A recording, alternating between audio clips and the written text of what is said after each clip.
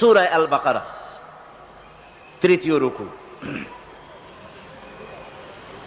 এই আয়াতটি গত বছর আমি তেলাওয়াত করেছিলাম এবং আলোচনা করেছিলাম আপনাদের সামনে। আল্লাহ রাব্বুল আলামিন বলছেন যে পূর্ব এবং পশ্চিমে মুখ ঘোরানোটাই প্রকৃত পুণ্যের কাজ নয়। প্রকৃত সৎ কাজ এবং পুণ্য কাজ হচ্ছে আল্লাহর প্রতি ঈমান, পরকালের উপর ঈমান, কিতাব এবং ফেরেশতার প্রতি ঈমান এবং নবীদের প্রতি ঈমান। আল্লাহ এবং রাসূলের মহব্বতে উদ্বুদ্ধ হয়ে গরিব, মিসকিন, এতিম, প্রবাসী, পথচারী, প্রার্থী এবং গলদেশ মুক্তদান, নামাজ প্রতিষ্ঠা, যাকাত আদায় করা, ওয়াদা পালন করা, বিপদ এবং মুসিবতে সবর ইখতিয়ার করা, এটাই হলো প্রকৃতপক্ষের পুণ্যের কাজ। উলাইকাল্লাযীনা সাদাকু ওয়া উলাইকা হুমুল মুত্তাকুন, এরাই হচ্ছে যারা এখানে 10টি কথা বলা হয়েছে। মোট কত কথা বলা হলো? 10টি কথা বলা হয়েছে। কোরআনে কারীম আল্লাহ রাব্বুল আলামিন এখানে বলছেন এই কাজগুলি যারা করবে তারাই হচ্ছে ঈমানের দাবিতে সত্যবাদী এবং এরাই হচ্ছে মুত্তাকী। গত বছর এই 10টি কথার একটি কথা ঈমান বিল্লাহ, আল্লাহর প্রতি ঈমান। সেই ঈমান বিল্লাহর উপরে আমরা আলোচনা করেছিলাম কয়দিন মনে আছে? 4 দিন। ঈমান বিল্লাহর উপরে আমরা 4 দিন আলোচনা করেছি একটানা। তারপরে পঞ্চম দিনে, যেহেতু সেটা মেরাজের রাত ছিল, এই জন্যে মাঝখানের কিছুটা বাদ দিয়ে নবুয়তের কথা, রিসালাতের কথা, মেরাজের কথা আলোচনা করেছিলাম। এবারে যেগুলি বাদ পড়েছিল গত বছর সেইগুলিকেই আলোচনা করা হবে ইনশাআল্লাহুল আজিজ। ঈমান বিল্লাহ তো আলোচনা হয়েছে, সে আলোচনা আপনারা শুনেছেন এবং এর হাজার হাজার ক্যাসেট ছড়িয়ে পড়েছে বিশ্বময়, আলহামদুলিল্লাহ। আজকের আলোচনা শুরু হচ্ছে পরকালের বিশ্বাসের কথা নিয়ে। পরকাল বলা হয় মৃত্যুর পরে যে জীবনটা, সেটাই হচ্ছে পরকাল। মানুষ যখন মারা যায় তখন বলা হয় যে লোকটি ইন্তেকাল করেছেন। ইন্তেকাল আরবি শব্দ, মুনতাকিল হওয়া, ট্রান্সফার হওয়া। আমরা একটা জগতে ছিলাম, আর একটা জগতে এসেছি এবং এখান থেকে আমরা আর একটা জগতে ফিরে যাব। যেখানে আমরা ছিলাম ওই জায়গার কোনো কাইফিয়াত আমাদের মনে নাই। ওইটার নাম হচ্ছে আলমে আরওয়াহ। বলুন তো ওইটার নাম কি? আলমে আরওয়াহ, রুহের জগৎ। রুহের জগৎ থেকে আমরা এসেছি আলমে আসবাবে, বস্তু জগতে এসেছি। এই বস্তু জগৎ থেকে আমরা ট্রান্সফার করব, আমরা বিদায় হব, আমরা মুনতাকিল হব, আমরা ইন্তেকাল করব, চলে যাব আর একটা জগতে। সেই জগতের নাম হচ্ছে আলমে বারজাখ। ওই জায়গাটা, ওই দেশটা কেমন তার কোনো কাইফিয়াত আমাদের জানা নাই। কোনো ব্যক্তি মরে যাওয়ার পর ফিরে এসে আমাদেরকে বলে নাই যে ওই জায়গাটা এমন, কবরটা এমন, কবরে গেলে এই হয়। এগুলি কেউ ফিরে এসে আমাদের বলেন নাই। আমরা যা জেনেছি সবটা ভাষা কিছুই জানি নাই। এই জায়গাটা কম সময়, খুবই কম, আর যে জায়গায় যাব সেই জায়গাটা অনেক লম্বা। যেখানে আসি সে জায়গাটা এতই ছোট। আজকে পত্রিকায় দেখলাম এক গায়ক, তিনি শিল্পকলা একাডেমিতে 1 সেকেন্ডের বিশ্বাস নাই। এই 1 সেকেন্ডের বিশ্বাস নাই, গান গাওয়া শেষ করতে পারে নাই, বাস দুনিয়া থেকে বিদায় হয়ে গেছে। তার গানটার প্রথম লাইনই ছিল 1 সেকেন্ডের বিশ্বাস নাই। এই গানটা গাইলেন তিনি, লোকেরা আনন্দ করলো, হাতের তালির রেশ ফুরাতে পারে নাই, এর ভেতরেই তিনি বিদায় হয়ে গেলেন। দুনিয়াটা এতই ক্ষণস্থায়ী, মানুষের জীবনটা এতই ক্ষণস্থায়ী, কচু পাতার ওপরের পানি, তারও তো কিছুটা স্থায়িত্ব আছে, টলমল করে, এই আছে এই নাই। মানুষের জীবনও এর থেকেও খুবই ছোট্ট, আর দুনিয়াটাও খুবই ক্ষণস্থায়ী। আর যেখানে যাব ওই জায়গাটা এত বিরাট, এত ব্যাপক, যার কোনো সীমা নাই, যার কোনো শেষ নাই, অনন্তকাল কত বছর থাকতে হবে তার কোনো সীমানাও আমাদের জানা নাই, কত বছর থাকা লাগবে। মাওলানা রুম বলেছেন হিসাব আমার কাছে একটা আছে। বলে সেটা কিরকম? তিনি বলেছেন একটা হিসাব আমি জানি, তা হচ্ছে এই পৃথিবী ভরা যদি থাকে সরিষা, আকাশ পর্যন্ত উঁচা, মাওলানা রুম আলাইহির রাহমা তিনি বলছেন, আর সপ্ত আকাশের উপরে থাকে যদি একটি ছোট্ট পাখি, ওই পাখিটা পৃথিবীতে এসে একটা দানা নিয়ে যাবে, 7 আকাশের উপরে রাখবে, 70,000 বছর বিশ্রাম করবে, আবার আসবে আর একটা দানা নিয়ে গিয়ে 7 আকাশের উপরে রেখে 70,000 বছর বিশ্রাম করবে। মাওলানা রুম বলেন এমনি করে ওই পাখিটি 70,000 বছরের বিরতিতে একটা একটা দানা নিতে নিতে তামাম পৃথিবীর সমস্ত দানাগুলি যদি 7 আকাশের উপরে নেওয়া হয়েও যায়, তবুও আল্লাহ রাব্বুল আলামিন মানুষের জন্য যে পরকালের জীবন তৈরি করেছেন সেই জীবনের শেষ হবে না। কি বিশাল, কি জীবন যার কোনো শেষ নাই। শুধু বিচারের দিনটা হবে 50 আলফা সানা মিম্মা তাউদ্দুন।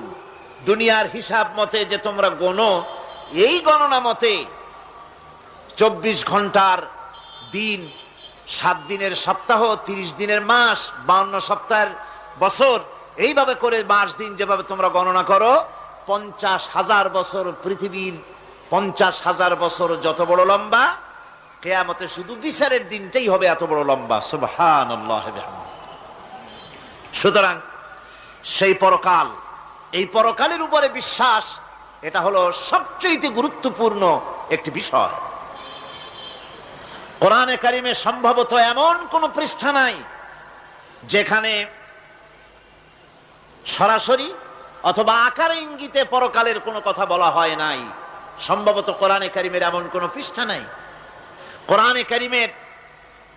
কোরআনে কারিমের ভেতরে মওত, হাসর, জাহান্নাম, জান্নাত, তারপরে সিরাত, মিজান, মানাজির কিয়ামত ইত্যাদি, অর্থাৎ মৃত্যুর পরের জীবন সম্পর্কে আল্লাহ পাক কোরআনে যা আলোচনা করেছেন তা যদি এক জায়গায় করা যায়, তা অন্তত গোটা কোরআন শরীফের 1/3 10 পারার সমান হয়ে যাবে। এখন চিন্তা করেন বিষয়টা কতই গুরুত্বপূর্ণ, যার জন্য কোরআনে কারিমে এতটা বিরাট, কোরআনের 1/3 আল্লাহ পাক পরকাল সম্পর্কে আলোচনা করেছেন। খুবই গুরুত্বপূর্ণ বিষয়। এই পরকালের উপরে যারা ঈমান আনবে না, পরকালকে যারা বিশ্বাস করবে না, তাদের সম্পর্কে আল্লাহ পাক বলছেন, ওয়াল্লাযীনা কাযযাবু বিআয়াতিনা ওয়া লিকাইল আখিরাতি হাবিতাত আমালুহুম। পরকালকে যারা বিশ্বাস করবে না, আখিরাতের দিনের পরে যাদের ঈমান থাকবে না, যারা বিশ্বাস করবে না, তাদের জীবনের সমস্ত ভালো কাজগুলি আল্লাহ রাব্বুল আলামিন বরবাদ করে দিবেন। তাদের জীবনের কোনো কাজের কোনো মূল্য নাই, সমস্ত কাজগুলি নিষ্ফল, বেকার, যারা নাকি পরকালকে বিশ্বাস করবে না। পরকালের বিশ্বাসটাই হচ্ছে মানুষের জীবনের সবচাইতে নৈতিকতার মূল ভিত্তি। একটা মানুষের চরিত্র ভালো হওয়ার জন্য পরকালের বিশ্বাসটা সবচাইতে বড় জিনিস। মানুষ ভালো মন্দ, পরকালের দরকারটা কি? প্রশ্ন উঠতে পারে, পরকালটা না হলে কি হইতো? পরকালটা এই জন্য হবে, এই জন্য দরকার যে পৃথিবীতে মানুষ অনেক ভালো কাজ করে, আবার অনেক খারাপ কাজও করে, দুরকমই করে। যত ভালো কাজ করে, এই ভালো কাজের পুরস্কার পৃথিবীতে দেওয়া সম্ভব নয়। একটা মানুষ এত ভালো কাজ করলো, নামাজ পড়লো, রোজা রাখলো, হজ করলো, যাকাত দিল, তারপরে আল্লাহর দ্বীন প্রতিষ্ঠার জন্য কষ্ট করলো, জেল খাটলো, জরিমানা দিল, ফাঁসির মঞ্চে চড়লো, তার এত ভালো কাজের পুরস্কার এই পৃথিবীতে দেওয়া সম্ভব নয়। এজন্য এমন একটা সময় দরকার যেখানে এগুলির এই বিরাট একটা লম্বা সময় তাকে পুরস্কার দেওয়া যায়, সেজন্য পরকালের প্রয়োজন। আবার পৃথিবীতে এমন বহু লোক আছে যারা এত অন্যায় করে যে অন্যায়ের শাস্তি পৃথিবীতে এই সীমিত সময় দেওয়া সম্ভব নয়। যেমন দৃষ্টান্ত দিতে গিয়ে আমি বলি যে একটা মানুষ যদি একটা মানুষকে হত্যা করে, তাহলে আপনি তাকে ওই একটা হত্যার বিনিময়ে তাকেও আপনি হত্যা করলেন, তাকেও ফাঁসি দিয়ে দিলেন। কিন্তু একটা মানুষ যদি লক্ষ লক্ষ মানুষ হত্যার কারণ হয়, একটা মানুষ যদি অনেকগুলি মানুষ মারে, তাহলে অনেকগুলি মানুষ মারার শাস্তি তো একটা জীবনের উপরে আপনি দিতে পারেন না। তাকে তো, তার জীবন তো একটাই। তার জীবন কয়টা? একটা গুলি করলেন, ফাঁসিতে দিলেন, তার একটা জীবন গেল। কিন্তু সে তো মেরেছে অনেক, তার কারণে তো লক্ষ লক্ষ মরছে। কাজী এই শাস্তি পৃথিবীতে দেওয়া সম্ভব নয় বলে এমন একটা জায়গা দরকার যেখানে এই ধরনের বড় রকমের শাস্তি, দীর্ঘমেয়াদী শাস্তি দেওয়া যায়, শরীরটাও সেরকমের বানানো যায়, এই ধরনের করে একটি জায়গা দরকার। সেই জায়গার নাম হচ্ছে পরকাল, সেই জায়গাটার নাম হচ্ছে আখিরাত। এজন্য কমন সেন্সের, সাধারণ জ্ঞানের দাবিও পরকাল প্রয়োজন।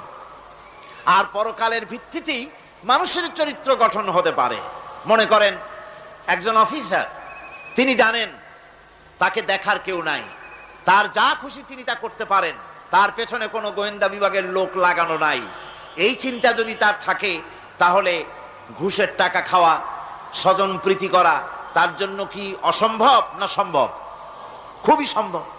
আর একজন অফিসার, তিনি যদি জানেন যে না, আমাকে দেখার মতো লোক আছে, আমার পেছনে গোয়েন্দা বিভাগের লোকেরা কাজ করতেছে, আমার কোনো জিনিসই এড়িয়ে যাবে না, এই চিন্তা যদি থাকে, তাহলে এই দুইজন অফিসারের আচরণ এক হবে? কখনই হবে না। একজনের আচরণ হবে খুবই সংযত, আর একজনের আচরণ হবে খুবই অসংযত। সুতরাং পরকালে যে বিশ্বাসী ব্যক্তি, সে ব্যক্তি চুরি, ডাকাতি, জেনা, ব্যভিচার, হত্যা, ধর্ষণ ইত্যাদি থেকে তিনি হবেন মুক্ত।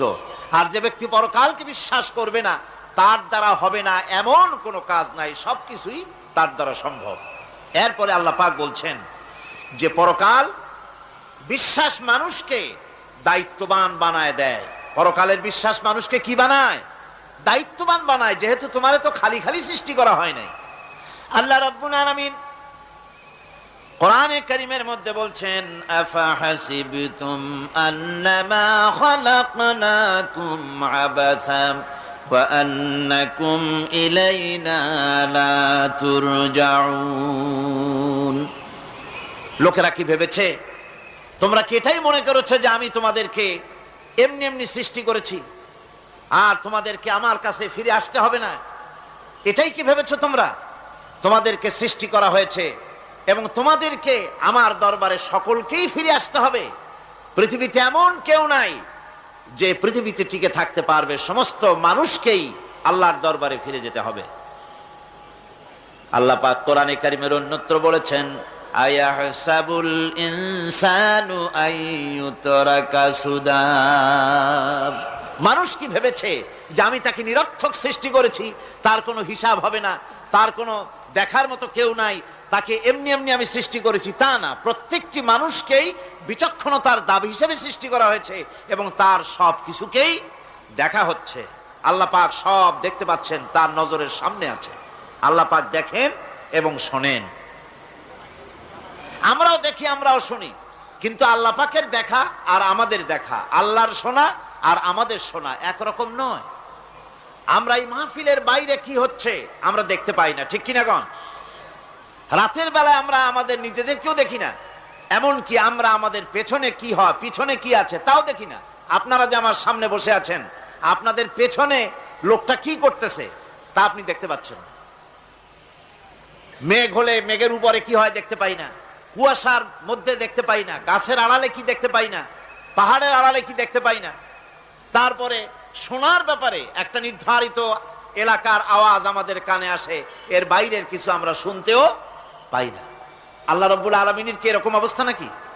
কি বলেন, এরকম অবস্থা? আল্লাহ সব দেখতে পান, সব শুনতে পান, এমন তার চোখের সামনে কোন অবস্ট্রাকশন নাই, তার চোখের সামনে কোনো জিনিস অন্তরায় হয়ে দাঁড়াতে পারে না। কেউ কোনো জিনিস তার চোখের সামনে বাধার সৃষ্টি হতে পারে না। তাকে কেউ দেখতে পারে না, কিন্তু তিনি সবাইকে দেখতে পান। লা তুদরিকুহুল আবসার, তাকে কোনো দৃষ্টিশক্তি তাকে দেখতে পাবে না। সমস্ত দৃষ্টিশক্তিকে তিনি দেখবেন, কিন্তু তাকে কেউ দেখতে পারবে না। সুবহানাল্লাহি ওয়া বিহামদিহি। সুতরাং তিনি সব দেখেন এবং সবই শোনেন।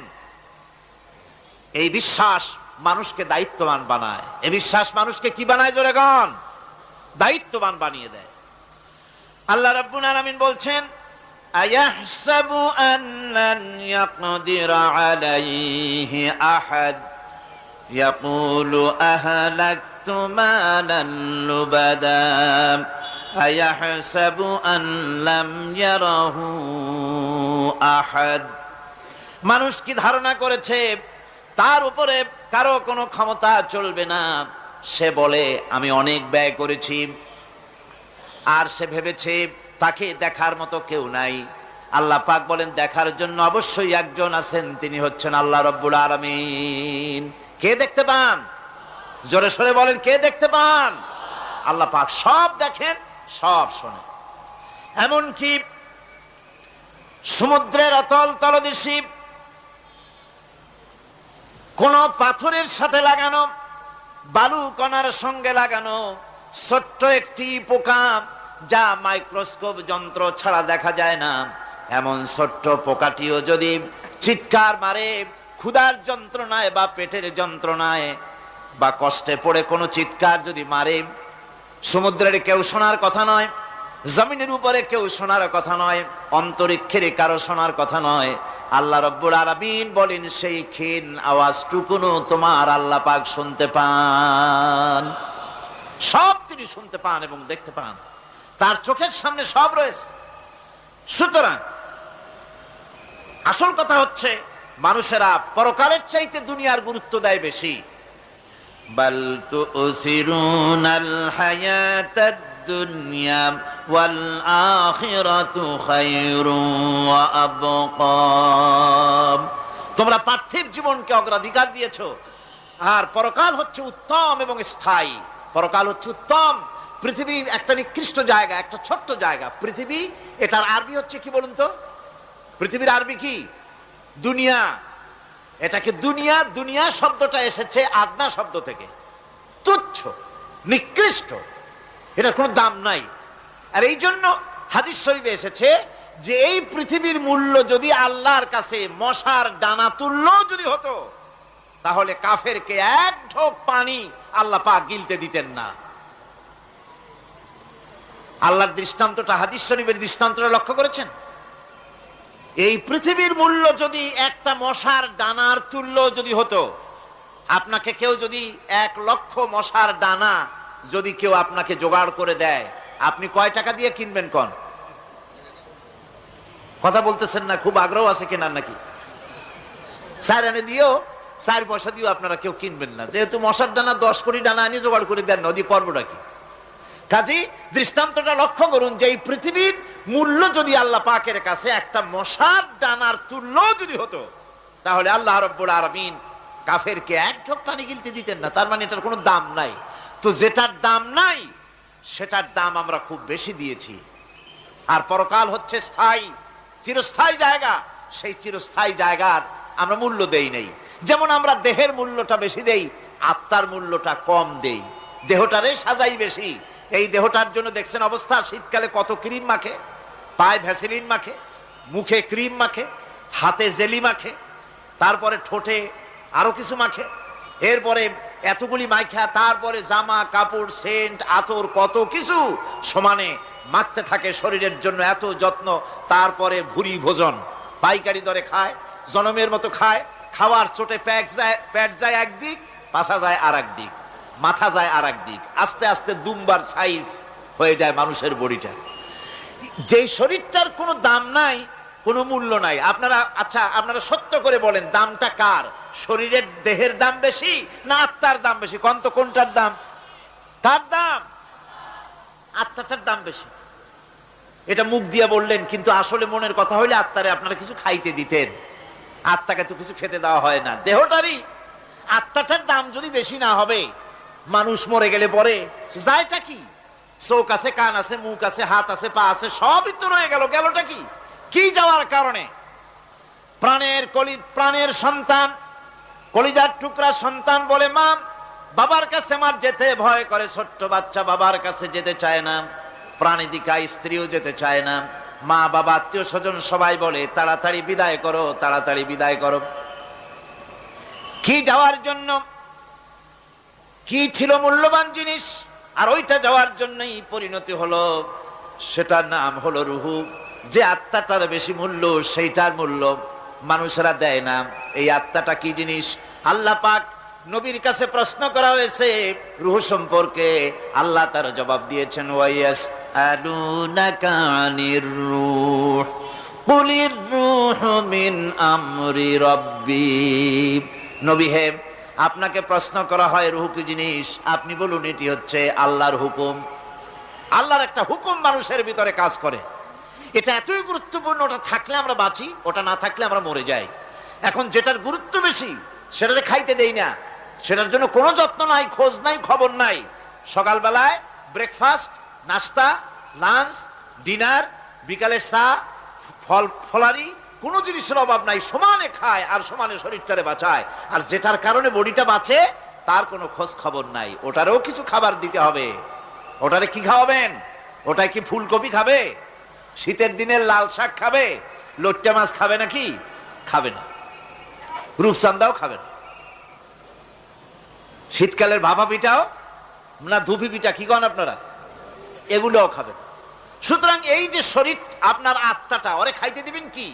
ও কচু খায় না, মূলাও খায় না, দুধও খায় না, পনিরও খায় না, ঘিও খায় না, মাছ গোশতও খায় না।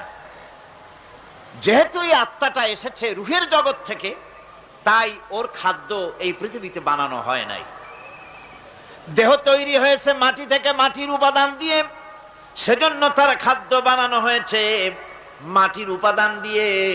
আর আত্মা যেহেতু এসেছে আল্লাহর কাছে থেকে, রুহের জগৎ থেকে, সেজন্য আল্লাহ রাব্বুল আলামিন আত্মার খাদ্য পাঠিয়েছেন লৌহ মাহফুজ থেকে। খাদ্যের নাম হচ্ছে তেলাওয়াতে কোরআন। তেলাওয়াতে কোরআন। কোরআনে কারীম তেলাওয়াতে আত্মার সমৃদ্ধি হতো। কোরআনে কারীমের তেলাওয়াত, অনুধাবন, এর দ্বারা আত্মার সমৃদ্ধি হতো। যেহেতু কোরআন হচ্ছে রুহের খোরাক, সেই খোরাক দেওয়া হচ্ছে না তাকে। কাজে আমি বলতেছিলাম যে যে জিনিসের মূল্য বেশি আমরা তার মূল্য দিতে জানি না, যেটার মূল্য কম সেটার মূল্য দেই বেশি। অনুরূপ ভাবে এই পৃথিবীর কোনো দাম নাই, আল্লাহ পাক বলছেন, সেই জিনিসটার মূল্য আমরা বেশি দিলাম, আর পরকালের চিন্তা আমাদের দিল থেকে উবে গেল।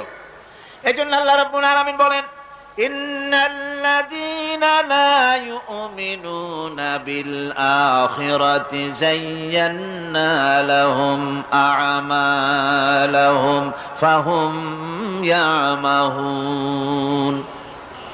যারা পরকালের প্রতি ঈমান আনে না, পরকালকে যারা বিশ্বাস করে না, তাদের ক্রিয়াকাণ্ডকে তাদের কাছে চিত্তাকর্ষক বানায় দেওয়া হয়। আর এভাবে তারা পথভ্রষ্ট হয়ে যায়। দুনিয়া তাদের কাছে বেশি মজা লাগে, দুনিয়াটা বেশি ভালো লাগে। কয় হুজুর, তাফসীরের মাহফিল ভালো লাগে, আবার যখন কীর্তন শুনতে যাই, সিনেমা দেখতে যাই, তাও খারাপ লাগে না, তাও ভালো লাগে। মিলাদ শরীফও ভালো লাগে, কীর্তনও ভালো লাগে, ওয়াজ মাহফিলও ভালো লাগে, গানও ভালো লাগে, সিনেমাও ভালো লাগে। এই যে দুই জিনিস ভালো লাগে, এটা হলো মুনাফিকি রোগ। এটা কি রোগ বলেন না সবাই? এটা কি রোগ? মুনাফিকি রোগ। ইমানের স্বাদ যখন নষ্ট হয় তখন এই অবস্থার সৃষ্টি হয়। বিষাক্ত সাপ যখন মানুষকে দংশন করে, রাতের অন্ধকারে বিষাক্ত সাপে মানুষকে দংশন করেছে, ওঝা আনা হলো। ওঝা এসে সর্বপ্রথম টেস্ট করবে যে সাপটা কি বিষাক্ত না এমনি সাধারণ সাপে তাকে দংশন করেছে, সাপটা কি ধরনের। এটা টেস্ট করার জন্য সাপে কাটা রোগীর মুখে ওঝা মুখের মধ্যে খুব ঝাল মরিচ অথবা লবণ এটা দেয়। দিলে পরে সে যদি বলে পানি পানি লাগে, খুব ঝালওয়ালা মরিচ কিন্তু মুখে পানি পানি লাগে, বুঝতে হবে বিষাক্ত সাপে কামড়িয়েছে। আর যদি ঝালকে ঝাল বলে, লবণকে লবণ বলে, তিতকে তিতো বলে, তাহলে বোঝা যাবে বিষাক্ত সাপে কামড়ায় নাই। তো বিষাক্ত সাপের প্রধান আলামত হলো এই, বিষাক্ত সাপে যখন মানুষকে কাটে তখন তার প্রথম বিষক্রিয়া হচ্ছে তার রক্তকে জাম করে দেয় আর জিহ্বার স্বাদকে নষ্ট করে দেয়। এই পৃথিবীতে যত বিষাক্ত সাপ আছে সবচাইতে মারাত্মক আর বিষাক্ত সাপ হচ্ছে শয়তান। সবচাইতে বিষাক্ত সাপ কি? এই শয়তান যাকে ওয়াসওয়াসা দেয়, শয়তান যাকে দংশন করে, শয়তান যারে ফুটবল বানাতে পারে, সর্বপ্রথম তার ইমানের স্বাদ নষ্ট করে দেয়।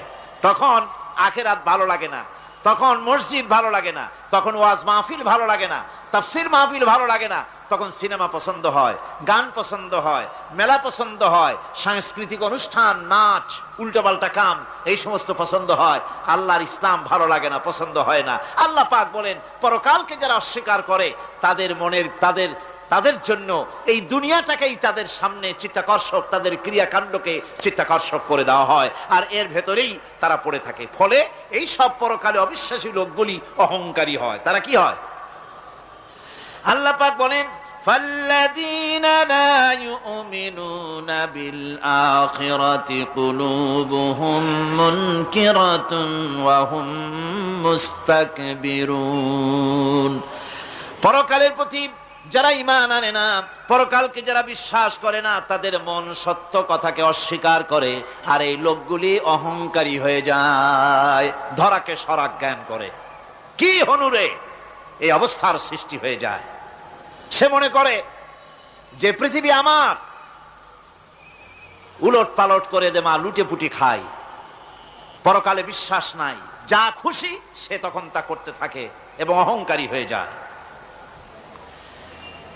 পরকালীন জীবনের অস্বীকৃতি আজকে নতুন কিছু নয়। আজও এক শ্রেণীর লোক আছে যারা বলে পরকাল বলে কিছুই নাই, আল্লাহ সম্পর্কে বলে দেয়ার ইজ নো গড, স্রষ্টা বলতে কিছু নাই, পরকালকেও বিশ্বাস করে না এমন লোক আমাদের দেশে আছে কিনা? কোন জোরে কোন আছে কিনা? যথেষ্ট তৈরি হয়েছে এবং বর্তমান সময় বেশি তৈরি হয়েছে। অতীতের কোন সময় ইসলাম আর মুসলিম সেন্টিমেন্ট এত আহত হয় নাই যত এই কয়েক বছরের মধ্যে হয়েছে, ঠিক কিনা? পরকালকে অস্বীকার করেছে, কোরআন শরীফকে আগাগোড়া সংশোধনের কথা বলেছে, আল্লাহকে মিথ্যাবাদী বলেছে। নাউজুবিল্লাহ পড়েন না কেন? নাউজুবিল্লাহি মিন যালিক। আল্লাহকে মিথ্যাবাদী বলা হয়েছে, কোরআনের সংশোধনের দাবি উঠেছে, মাদ্রাসার ভেতরে ডাকাত দুষ্ট পয়দা হয় বলা হচ্ছে। এভাবে করে তারা আল্লাহকে অস্বীকার করেছে, কোরআনকে অস্বীকার করেছে, পরকালকে অস্বীকার করছে। পরকালকে সেই অতীতের যুগের কাফেররাই অস্বীকার করে নাই, বর্তমান যুগেরও এক শ্রেণীর লোকেরা, তারা আবার মুসলমান নামধারী, নাম মুসলমানি নাম লাগানো আছে, পরকালকে তারা অস্বীকার করছে। এদের ভিত্তি হচ্ছে এই, তারা বলে ইন হিয়া ইল্লা হায়াতুনাদ দুনিয়া ওয়া মা নাহনু বিমাবউসিন। তারা বলে এই দুনিয়ার জীবনটাই একমাত্র জীবন, এই দুনিয়ার জীবনই হলো একমাত্র জীবন, আমরা আর উঠবো না পরকালে, পরকাল বলে কিছুই নাই, পরকাল বলে কোনো জিনিস নাই, আমাদেরকে কিয়ামতে আল্লাহর দরবারে ওঠা লাগবে না। সুতরাং তারা ওমর খৈয়ামের মুরিদ হয়ে যায়। তারা বলতে থাকে, এই বেলা ভাই মদ খেয়ে নাও, কাল নিশীতের ভরসা কই, চাঁদনি জাগিবে যুগ যুগ ধরি, আমরা তোমার রবনাশ হই। যত পারো মদ খাও, নগদ যা পাও হাত পেতে নাও, বাকির খাতায় শূন্য থাক। দূরের বাদ্য কি লাভ শুনে, মাঝখানে যে বেজায় ফাঁক। কোথায় কিয়ামত আর কোথায় পরকাল, কোথায় বিচার, কোথায় হাসর, কোথায় সিরাত, কোথায় মিজান, আর মাঝখানের টাটকা সুখগুলো ছাড়িয়ে দেবে একটা কথা, মাঝখানের এই টাটকা সুখগুলি গ্রহণ করো, মজা করো। এই সব শিক্ষা দেওয়া হয় ওই সেকুলার শিক্ষা ব্যবস্থার মাধ্যমে কলেজে এবং বিশ্ববিদ্যালয়গুলিতে, যার কারণে পরকালের বিশ্বাস নাই বলে এমন কোনো কাজ নাই যা তারা করতে পারে না। এই মাত্র কয়েক মাস দেড়েক আগে রাজশাহী ইউনিভার্সিটিতে যে কাণ্ডটা ঘটে গেল, মনে আছেন আপনাদের? পত্রপত্রিকায় আপনারা পড়েছেন, এবং আমি রাজশাহীতে গিয়ে সেখানের প্রত্যক্ষদর্শী যারা দেখেছে তাদের মুখে শুনেছি, শিক্ষাবর্ষ সমাপন করেছে যে সব ছাত্র ছাত্রীরা, তারা র‍্যাগ ডে উদযাপন করছে। র‍্যাগ ডে উদযাপন যেদিন করবে সেই দিনে তারা উচ্ছৃঙ্খল কাপড় চোপড় পরেছে, ছেলেরা এবং মেয়েরা উভয়, এমন ভাবে কাপড় পরেছে যে কাপড় দ্বারা তারা শরীরের গোপন অঙ্গগুলি দেখা যায়। এরপরে আজেবাজে চিৎকার দিয়েছে, আজেবাজে স্লোগান দিয়েছে, গাধার মতো, কুকুরের মতো, শিয়ালের মতো তারা ডেকেছে। আমি বুঝি না চিন্তাধারা কেমন দেউলিয়া হয়ে গেল। শিক্ষাবর্ষ বিশ্ববিদ্যালয়ের সর্বোচ্চ শিক্ষাঙ্গন থেকে লেখাপড়া শেষ করে বেরোচ্ছে, যাওয়ার সময় তারা বিশ্ববিদ্যালয় থেকে কুকুরের ডাক দিল, শিয়ালের ডাক দিল, ছাগলের ডাক দিল। কি প্রমাণ করতে চাইলো? যে 16 বছর লেখাপড়া করে বিশ্ববিদ্যালয়ের অঙ্গন পেরিয়ে গোটা জাতির জন্য ছাগল হয়ে আমরা আবির্ভূত হচ্ছি, অথবা কুকুর গরুর ভূমিকায় আমরা আবির্ভূত হচ্ছি। নাউযুবিল্লাহি মিন যালিক। এরপরে মিছিল শেষ করলো, সন্ধ্যাবেলায় শুরু হলো সাংস্কৃতিক অনুষ্ঠান। বিদ্যুৎ কর্তৃপক্ষের সঙ্গে বোধহয় লাইন করা ছিল। সন্ধ্যা 7:30টার সময় মঞ্চ তৈরি আছে, গান হচ্ছে, আনন্দ ফুর্তির শেষ নাই। সামনে সব মেয়েরা বসা, যারা দিনের বেলা ওই ধরনের কাপড় চোপড় পরে ছেলেদেরকে উস্কায়েছে, ছেলেগুলিও তাদেরকে উস্কায়েছে। মাঝখানে তারা বসা, চতুর্দিকে ছেলেরা দাঁড়ানো। হঠাৎ করে লাইট বন্ধ হয়ে গেল, বিদ্যুৎ চলে গেল।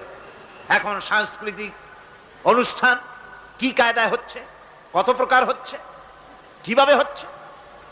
নাউযুবিল্লাহি মিন যালিক। পুলিশেরা বলেছে বিদ্যুৎ যখন এলো, মেয়েগুলিকে অনেক মেয়ে পাওয়া গেছে, কাপড় নাই, পেটিকোট নাই, উলঙ্গ। তাদেরকে ধরে ধরে উঠানো হয়েছে হোস্টেলে। পরের দিন সকালবেলায় মাঠ ভর্তি ভাঙা কাচের চুড়ি, ভ্যানিটি ব্যাগ, চশমা, কাপড় চোপড় ছিড়িয়ে ছটিয়ে চতুর্দিকে পড়ে আছে। এই হলো শিক্ষা। নাউযুবিল্লাহি মিন যালিক। আমি কসম করে বলতে পারি, বিশ্ববিদ্যালয়ে যদি কোরআন শরীফের তাফসীর পড়ানো হতো, হাদিস শরীফ যদি পড়ানো হতো, কেউ কেউ বলবেন কোরআন হাদিস তো পড়ানো হয়, বিশ্ববিদ্যালয় কলেজে পড়ানো তো হয়। আমি তো জানি সিলেবাসে 10টা 5টা হাদিস আছে, 2-4 লাইন কোরআন শরীফ আছে, এর কোনো মানে নাই। মাদ্রাসায় যেমন পড়ানো হয় 30 পারা কোরআনের তাফসীর, রাসূল করিম সাল্লাল্লাহু আলাইহি ওয়াসাল্লামের হাদিস যেমন পড়ানো হয়, এইভাবে করে যদি বিশ্ববিদ্যালয়ে কোরআন হাদিস পড়ানো হতো, আল্লাহর কসম বাংলাদেশের বিশ্ববিদ্যালয়গুলি গোটা জাতিকে চোর, গুন্ডা, বদমাশ, ডাকাত উপহার দিত না, উপহার দিত শাহজালাল।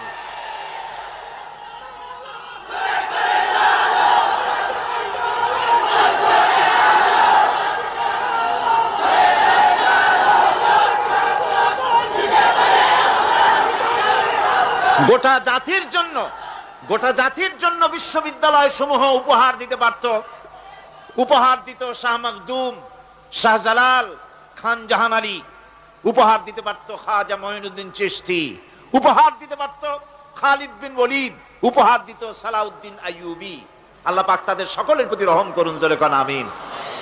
এরকম উপহার গোটা জাতিকে তারা দিতে পারত। কথা ঠিক কিনা গণ? সুতরাং পরকালকে অস্বীকার করাই হচ্ছে এর মূলভূত কারণ। সেকুলার শিক্ষা ব্যবস্থা হচ্ছে এর মূলভূত কারণ। এই জন্য কোরআনে কারীম আল্লাহ পাক বলছেন, লাইসাল বিররা আন তুওয়াল্লু ওয়ুজুহাকুম কিবালাল মাশরিকি ওয়াল মাগরিব। পূর্ব পশ্চিমে কয়বার মাথা ঘুরালা, এইটাই তোমার পুণ্যবান সৎ কাজ হওয়ার এটা নমুনা নয়।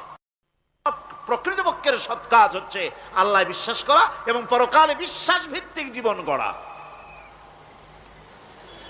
ওই কাফেরেরা বলতো, وقالوا ما هي إلا حياتنا الدنيا نموت ونحيا وما يهلكنا إلا الدهر।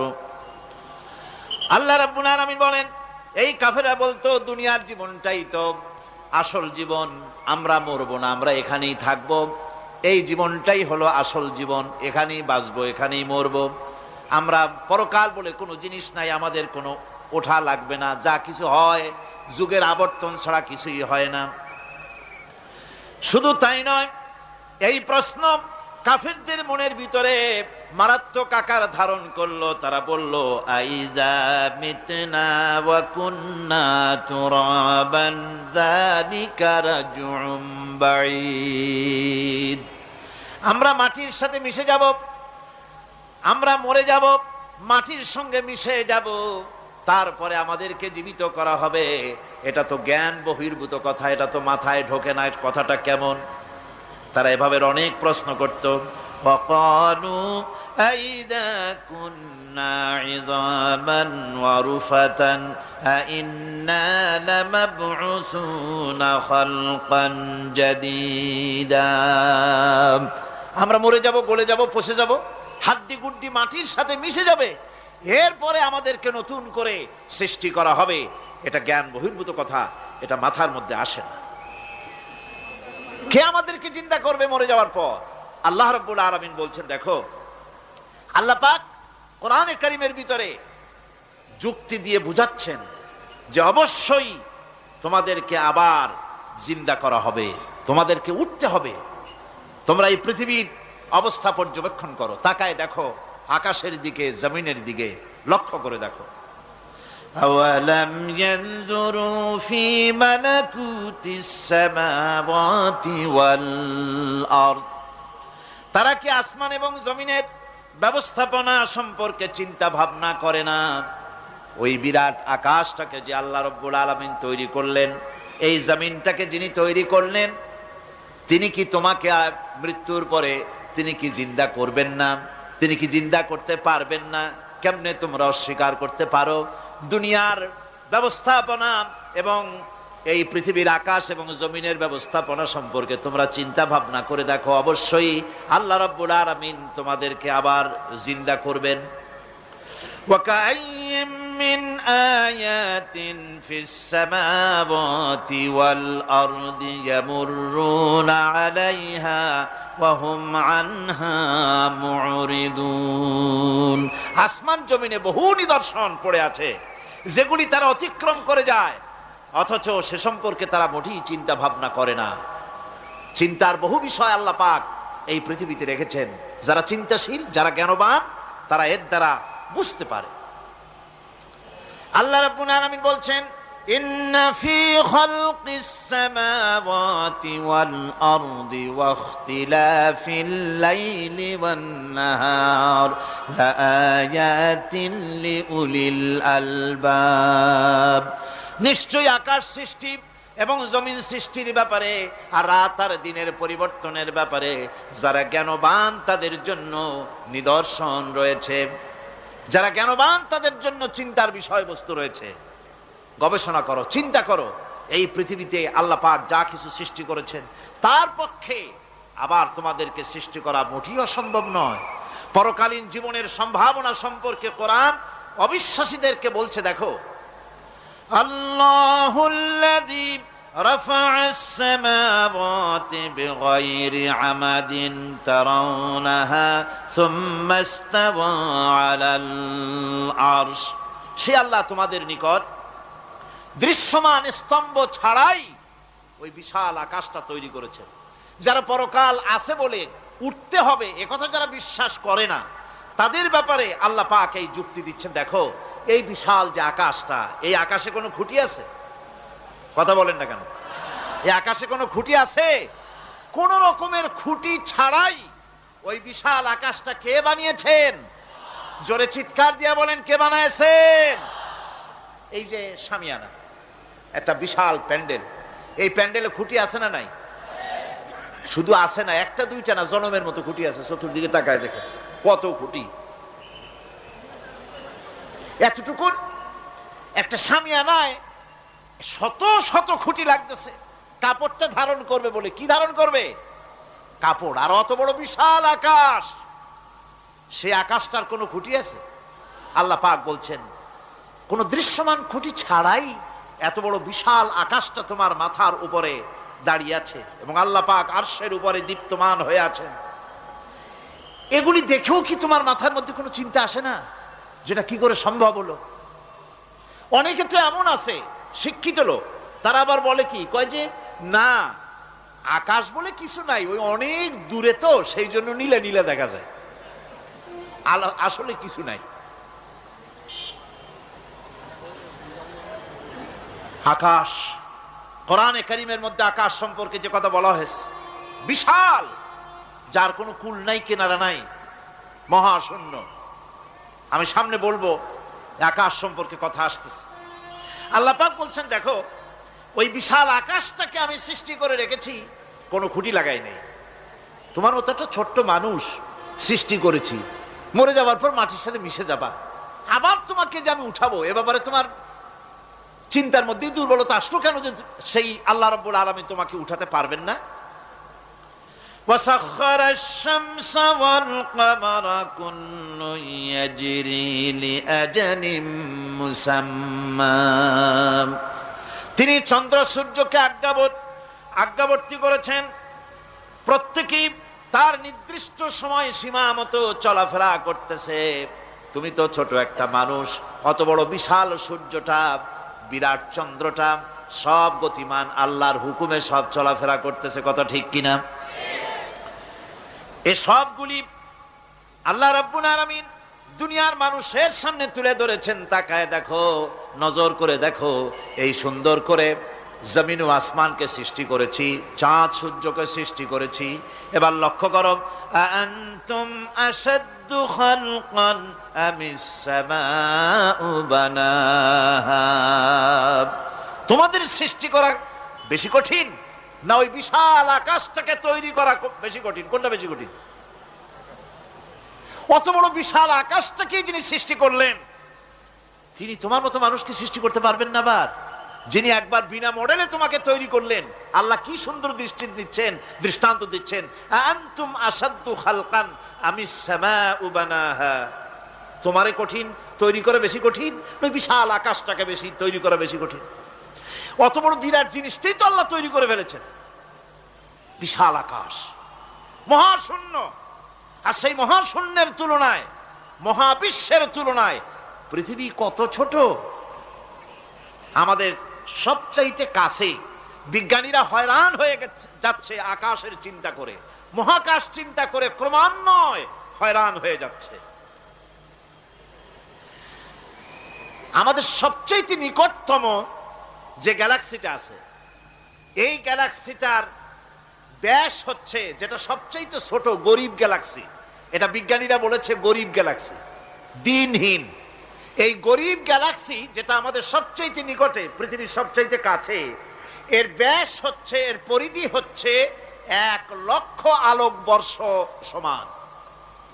1,00,000 আলোক বর্ষ। প্রতি সেকেন্ডে আলোর গতি কত?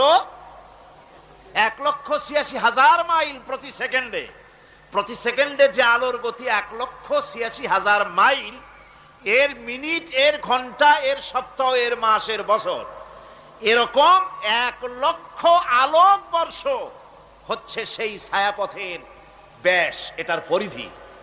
এটা হলো গরিব গ্যালাক্সি। আর এই গ্যালাক্সিতে বাস করে 10,000 কোটি তারকা। বিজ্ঞানীরা বলছেন যে তারকাগুলি সূর্যের চাইতে লক্ষ কোটি গুণে অনেক বড়। সুবহানাল্লাহ। তাহলে মহাকাশ সম্পর্কে চিন্তা করে মানুষ আজ অবাক হয়ে যাচ্ছে, চিন্তায় হয়রান হয়ে যাচ্ছে। বার্টন রাসেল তিনি বলেছিলেন, স্রষ্টার স্রষ্টাকে, স্রষ্টার স্রষ্টাকে। এর জবাব আরেকজন বিজ্ঞানী লিখেছেন যে স্রষ্টার স্রষ্টাকে এই চিন্তা তো সৃষ্টিতে করতে পারবে না। স্রষ্টার কোনো স্রষ্টা নাই। পৃথিবীতে যত স্রষ্টা আছে, মাইক যে তৈরি করেছে সেও একজন স্রষ্টা, ঠিক কিনা? কোন কথা বোঝেন তো আমার? মাইক যে তৈরি করেছে সেও একটা স্রষ্টা, ওই প্যান্ডেল যে তৈরি করেছে সেও একটা স্রষ্টা, চেয়ার টেবিল যে সৃষ্টি করেছে সেও একটা স্রষ্টা। কিন্তু এরা কেউ পূর্ণাঙ্গ স্রষ্টা নয়, কারণ এই মাইকটা তৈরি করার যত উপাদান, সমস্ত উপাদান আল্লাহ রাব্বুল আলামিনের তৈরি করা। কথা ঠিক কিনা? তুমি শুধু অ্যাসেম্বল করেছো, তুমি শুধু এগুলোকে এক জায়গায় করেছো। তোমার বাপেরও ক্ষমতা নেই লোহা তৈরি করা। পারবা লোহা তৈরি করতে? আরে কথা কন না কেন মিয়া সাহেব? পারবেন লোহা তৈরি করতে? পারবেন একটা বাঁশ বানাইতে? বাঁশ হোক, লোহা হোক, যা সব বাদ দেন, মাথার একটা চুল বানাইতে পারবেন? পাট দিয়া, রং দিয়া পর চুলা বানাইতে পারবেন, কিন্তু চুলের মতো করে একটা চুল বানাইতে পারবেন না। মানুষের শরীরে রক্তের মতো করে 1 ফোঁটা রক্ত মানুষের শরীরের বাইরে বানান তো দেখি। তাহলে মানুষের যখন রক্তের প্রয়োজন হয়, তখন মানুষের কাছ থেকে রক্ত ধার নেওয়া লাগতো না, ফ্যাক্টরিতে রক্ত তৈরি হয়ে থাকতো, কোনো অসুবিধা হতো না। 1 ফোঁটা রক্ত বানানোর শক্তি গোটা পৃথিবীর মানুষের নয়। সুতরাং তোমরা স্রষ্টা হলেও তোমরা হচ্ছ নাকের স্রষ্টা, ধার করো, অন্যের জিনিস ধার করিয়ে বানাও। মুকাম্মাল স্রষ্টা হচ্ছেন কে? আসল স্রষ্টা কে? এরকম বললে হবে না, গায়ের সমস্ত শক্তি দিয়া বলেন আসল স্রষ্টা কে। ওই বিজ্ঞানী বলছেন যে বার্টন রাসেল বলছে স্রষ্টার স্রষ্টা কে। স্রষ্টার স্রষ্টা তুমি খুঁজে পাবে না, তোমার মাথায় ঢুকবে না। আগে সৃষ্টি চিন্তা করো। তিনি বলেছেন একটা লবণ, একটা লবণের কণা, লবণ বলেন তো, একটা লবণের কণা, এক কণা লবণের ভেতরে যে কেলাস থাকে, এর ভিতরে যে সমস্ত উপাদান থাকে, সেই লবণের কণাগুলির মধ্যে কতগুলি উপাদান থাকে, সেই উপাদানগুলি চিন্তা করতে 1000 বার্টন রাসেলের মস্তিষ্কের প্রয়োজন। তো একটা লবণ কণার ভিতরে কি আছে সেইটাকে উদ্ধার করার জন্য যদি 1000 বার্টন রাসেলের মস্তিষ্ক লাগে, তাহলে গোটা বিশ্ব আকাশ আর জমিন যিনি সৃষ্টি করেছেন তাকে চিন্তা করা কি তোমার মগজে কুলাবে? দুনিয়ার প্রথম দিন থেকে শুরু করে কিয়ামত পর্যন্ত মানুষ, যত মানুষ এসেছে আর যত মানুষ আসবে, স্রষ্টা সম্পর্কে চিন্তা করা একটা অসম্ভব ব্যাপার। স্রষ্টার সামনে শুধু মাথাই নত করবা। তিনি কোত্থেকে এসেছেন, তিনি কে জানার দরকার নাই, তিনি আল্লাহ। তার নাম কি? মাথা নত করে দাও সামনে।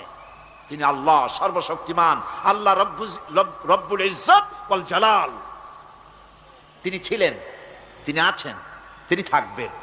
তিনি অনন্ত, তিনি অসীম, তিনি চিন্ময়, তিনি অব্যয়, তিনি অক্ষয়, তিনি শাশ্বত, যার কোনো শুরু নাই, যার কোনো শেষ নাই।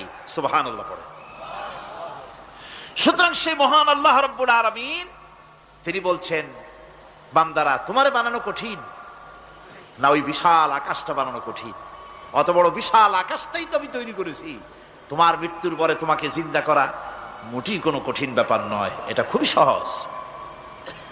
ভাইরা আমার, আল্লাহ সুবহানাহু ওয়া তাআলা পৃথিবীর মানুষকে এসব দৃষ্টান্ত দিয়ে সুন্দর করে মানুষকে বুঝাচ্ছেন, তিনি মানুষকে পরিষ্কার করে বুঝিয়েছেন। আল্লাহ পাক বলেন, এই পৃথিবীতে এসব প্রশ্নের চূড়ান্ত জবাব দিতে গিয়ে আল্লাহ পাক বলছেন, কুল ইউহিহাল্লাযী আনশাআহা আউওয়ালা মাররা ওয়া হুয়া বিকুল্লি খালকিন আলীম।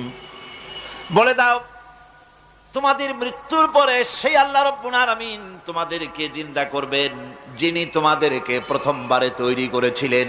প্রথমে যিনি সমস্ত জিনিস সৃষ্টি করেছেন, ওই আল্লাহ রাব্বুল আলামিন তোমাদেরকে আবার জিন্দা করবেন। আর এসব জিনিসকে খেল তামাশার বিষয়বস্তু করে তৈরি করা হয় নাই। সমস্ত জিনিসের পেছনে বিরাট উদ্দেশ্য কাজ করেছে, একটা লক্ষ্য নিয়ে, সামনে নিয়ে, উদ্দেশ্য নিয়ে আল্লাহ তৈরি করেছেন। আল্লাহ পাক বলছেন, وَمَا خَلَقْنَا السَّمَاوَاتِ وَالْأَرْضَ وَمَا بَيْنَهُمَا لَاعِبِينَ। এই পৃথিবীতে আকাশ, ওই বিশাল আকাশ এবং জমিন এবং এর মধ্যস্থিত কোন জিনিসকে আমি খামোখা তৈরি করি নাই, খেল তামাশার বিষয়বস্তু হিসাবে তৈরি করি নাই। যারা নাকি জ্ঞানবান, যারা বুদ্ধিমান, তাদের সম্পর্কে আল্লাহ বলেন, الذين يذكرون الله قياما وقعودا وعلى جنوبهم ويتفكرون في خلق السماوات والأرض ربنا ما خلقت هذا باطلا سبحانك فقنا عذاب النار। যারা নাকি জ্ঞানবান, যারা চিন্তাশীল, যারা শুধু পাইকারি দরে খায় আর ঘুমায় না, যারা চিন্তা ভাবনা করে, তারা দাঁড়ানো অবস্থায়, বসা অবস্থায়, সব অবস্থায়, আকাশ জমিন, রাত দিনের পরিবর্তন, মানব সৃষ্টি, এ সব কিছু চিন্তা গবেষণা করে বলে, রব্বানা মা খালাকতা হাযা বাতিলা, এ কোনো কিছুই তুমি নিরর্থক ভাবে সৃষ্টি করনি, সবগুলোই তুমি বিশেষ উদ্দেশ্য নিয়ে তৈরি করেছো। ফাকিনা আযাবান নার, সুতরাং আমাকে জাহান্নামের আগুন থেকে তুমি রক্ষা করো, আমাকে তুমি রক্ষা করো। আমরা সবাই বলি আমিন। চিন্তাশীল এবং গবেষক যারা, তারা এভাবে চিন্তা ভাবনার মাধ্যমে এ সব কিছু তারা বুঝতে পারে যে এই পৃথিবী খেল তামাশার বিষয় নয়। এই পৃথিবীকে আল্লাহ পাক এমনি এমনি তৈরি করেন নাই, দুনিয়ার মানুষগুলিকেও খামোখা সৃষ্টি করেননি, এর পেছনে বিরাট উদ্দেশ্য কাজ করেছে এবং আমাদের সকলকেই আল্লাহ রাব্বুল আলামিনের কাছে হাজির হতে হবে। সুতরাং এই পৃথিবীতে দুনিয়ার চাইতে অগ্রাধিকার দিতে হবে আখিরাতকে। দুনিয়ার চাইতে অগ্রাধিকার দিতে হবে কোনটাকে বলে? আখিরাতের অগ্রাধিকার দিতে হবে। আল্লাহ পাক বলছেন, ওয়ামা হাদিহিল হায়াতুদ দুনিয়া ইল্লা লাহুন ওয়া লাইবুন ওয়া ইন্নাদ দারাল আখিরাতা লাহিয়াল হায়ানু লাউ কানু ইয়ামালুন। এই দুনিয়া হচ্ছে নিছক খেল তামাশা, এটা আর কিছুই নয়। জীবনের প্রকৃত আবাসস্থল হচ্ছে আখিরাত। এই দুনিয়া একটা মোহ, এই মোহের পেছনে মানুষেরা ঘুরছে, বিবি বাল বাচ্চা এর পেছনে ঘুরছে। অথচ এই বিবি বাল বাচ্চা কিয়ামতের দিন মুসিবত হয়ে দাঁড়াবে মানুষের জন্য। একটা মোহর মধ্যে মানুষ পড়ে আছে, খেল তামাশার ভিতরে পড়ে আছে। আল্লাহ পাক বলছেন, কুল মাতাউদ দুনিয়া কালিলুন ওয়াল আখিরাতু খায়রুল লিমানিত্তাকা। বলো, দুনিয়ার সমস্ত সম্পদ খুবই নগণ্য, আর যে ব্যক্তি পরকালকে বিশ্বাস করে, পরকালের কামনা করে, সেই খোদাভীরু লোকদের জন্য পরকাল হচ্ছে প্রকৃত আবাসস্থল। সেই জায়গাটাই হলো আসল জায়গা। ওই জায়গার জন্য কিছু তৈরি করতে হবে। কোরআনে কারিমে রব্বুল আলামিন বলছেন, আরাদিতুম বিল হায়াতিদ দুনিয়া মিনাল আখিরাহ ফামা মাতাউদ দুনিয়া ফিল আখিরাতি ইল্লা কালিল। তোমরা কি পরকালের জীবনের বিনিময় এই দুনিয়ার জীবনটাই বেশি পরিতুষ্ট হয়েছো? অথচ দুনিয়ার জীবনের সুখ সম্পদ তো পরকালের তুলনায় খুবই নগণ্য। পরকালের সুখ অনেক বেশি, পরকালের দুঃখটাও অনেক বেশি, সুখটাও অনেক বেশি। পরকালটা স্থায়ী। সুতরাং দুনিয়ার মোহে না পড়ে পরকালের জন্য জীবনটাকে পরকাল ভিত্তিক জীবন তৈরি করো। আল্লাহ পাক বলছেন, ফাম্মা মান তাগা ওয়া আসারাল হায়াতাদ দুনিয়া ফাইন্নাল জাহিমা হিয়াল মাওয়াব। অতঃপর যে ব্যক্তি বিদ্রোহ করেছে এবং দুনিয়ার জীবনকে অগ্রাধিকার দিয়েছে, তার জায়গা হচ্ছে জাহান্নাম। জোরে বলেন নাউজুবিল্লাহ। যে ব্যক্তি আল্লাহর সঙ্গে বিদ্রোহ করেছে আর পরকালের জন্য পাথর জোগাড় করে নাই, দুনিয়াকে অগ্রাধিকার দিল, পরকালকে ভুলে গেল, তার জায়গা হলো জাহান্নাম।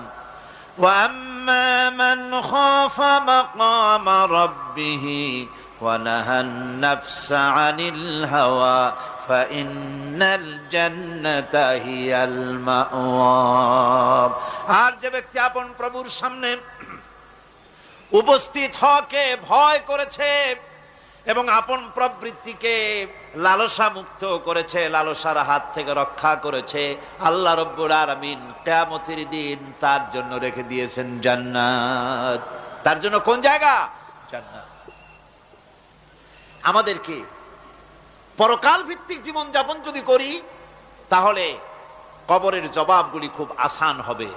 আর যদি পরকাল ভিত্তিক জীবন যাপন না হয়, কবরটা মুসিবত হয়ে যাবে। হযরত ওসমান রাদিয়াল্লাহু তাআলা আনহু কবরের কাছে গিয়ে খুব কাঁদতেন। সাহাবায়ে কেরাম প্রশ্ন করেছেন, হুজুর, রাসূল করিম সাল্লাল্লাহু আলাইহি ওয়াসাল্লাম যখন জান্নাত ও জাহান্নামের ওয়াজ করেন, তখনও তো এত বেশি আপনি কাঁদেন না, যত বেশি কাঁদেন কবরের কাছে এসে, কারণ কি? হযরত ওসমান রাদিয়াল্লাহু তাআলা আনহু বলতেন, আমার সাথীরা, আমি আমার হাবিবের কাছে, আল্লাহ রাব্বুল আলামিনের রাসূলের কাছে আমি শুনেছি, এই কবরটাই হলো প্রথম স্টেশন, এই কবরটাই হলো প্রথম ইমিগ্রেশন কাউন্টার। এই জায়গায় যদি কেউ ধরা পড়ে যায়, কারো যদি চার্জশিট হয়ে যায়, সব জায়গায় ধরা পড়ে যাবে। হাসরে মিজানে সিরাতে কোনো জায়গায় নাজাত পাবে না। আর এই কবরটা যদি কেউ মুক্তি পেয়ে যায়, মিজান সিরাত হাসর সব জায়গা থেকে আল্লাহ তারে ভালোভাবে পার করে দিবেন। এটা হলো আসল জায়গা, মারাত্মক জায়গা, খুব মারাত্মক জায়গা। আমি এটাকে ইমিগ্রেশন কাউন্টার বলেছি আমার ভাষায়। ইমিগ্রেশন কাউন্টার যারা বিদেশ ভ্রমণ করেছেন তারা জানেন, লন্ডন যাবেন, আমেরিকা যাবেন, সৌদি আরব যাবেন, যে কোনো বিদেশে যাবেন, গেলেই পাসপোর্ট তারা দেখবে। পাসপোর্টে আপনার ন্যাশনালিটি কোনটা সেটাই তারা জানতে চাইবে। আপনি কোন দল করেন এটা তারা জানতে চাইবে না। আপনি কোন ভাষায় কথা বলেন তাও তাদের জানার দরকার নেই। প্রথমেই তারা আপনার ন্যাশনালিটি দেখবে, আপনার আইডেন্টিটি কি তারা জানতে চাইবে। তারপরে যদি স্যাটিসফ্যাক্টরি হয় আপনাকে ভিসা দিয়ে ভেতরে ঢুকবার ব্যবস্থা করে দেবে। আর যদি তারা স্যাটিসফাইড না হয় তাহলে আপনাকে মেহমানখানায় ঢুকানো হবে গ্রেফতার করে। আপনি আন্দাজ এখানে আসছেন কেন? এই জন্য কবর হচ্ছে এ ধরনের একটি ইমিগ্রেশন কাউন্টার। কবরের ভিতরে মানুষ যখনই রাখা হবে সঙ্গে সঙ্গে দুজন ফেরেশতা আসবে। কবরের কাছে যারা এসেছিল দাফন হয়ে যাওয়ার পর এই লোকগুলি 40 কদম যেতে যতক্ষণ লাগে এর মধ্যেই দুজন ফেরেশতা এসে যাবে। এসে জিজ্ঞেস করবে, মান রব্বুকা, তুমি কোন দল করতে? ওটা তাদের জানার দরকার নেই। চাকরি কিসে করতেন ওটা জানার দরকার নেই। ব্যবসা করতেন না চাকরি করতেন প্রয়োজন নেই। প্রথমেই জিজ্ঞাসা করা হবে ন্যাশনালিটি, প্রথমেই জিজ্ঞাসা করা হবে তার ন্যাশনালিটি সম্পর্কে, তার আইডেন্টিটিটা কি, এবং সেটাকে সত্যায়িত করার জন্য, বোঝার জন্য 3টি প্রশ্ন।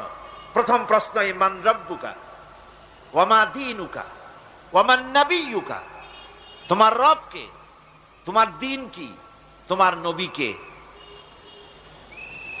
যদি এই ব্যক্তি বেঈমান হয়, মুনাফিক হয়, সে বলবে হায় হাতা লা আদরি, হায় হাতা লা আদরি, জানি না আমার রবকে, আমি জানি না।